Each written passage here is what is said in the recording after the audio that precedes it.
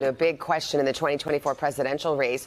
Will West Virginia Democrat Joe Manchin throw his hat into the ring? This is a question that's been asked a lot recently, ever since he announced last week that he's not going to seek re-election to the Senate in West Virginia. Kristen Welker, moderator of Meet the Press, she posed it to the man himself. So, Kristen, good morning. Everybody's buzzing about this and the impact it could have on the presidential race. So what did he tell you? Well, Savannah, good morning. Good to see you. Senator Joe Manchin has always had an independent streak in the Democratic Party, but his decision not to seek re-election is causing some real jitters among Democrats who worry he could run as a third-party candidate. Polls show that would likely take voters away from President Biden. So in our interview, I pressed him on what he's going to do next.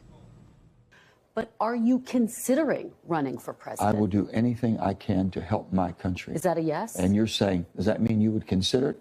Absolutely. Every American should consider, if they're in a position to help save the country, I think we're on the wrong course. So I will do everything possible. Manchin said he will make a final decision by Super Tuesday, which is, of course, in March.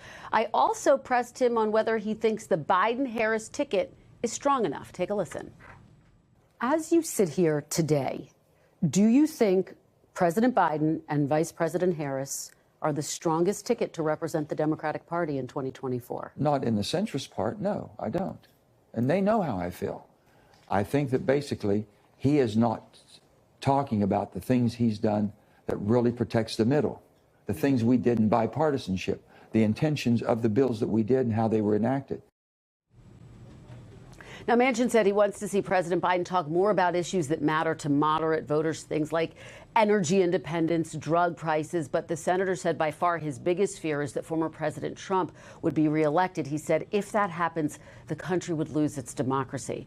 So big picture political reality here. Manchin was facing an uphill battle in his Senate race. He acknowledged his seat will likely go to a Republican, noting his state has become increasingly red. All of this pointing to a real fight for Democrats who want to hold on to the Senate. Savannah. All right, Kristen, thank you. I know you got a lot more this weekend with Senator Manchin on Sunday. Meet the Press.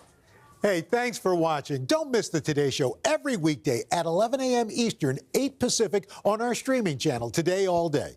To watch, head to today.com/allday or click the link right here.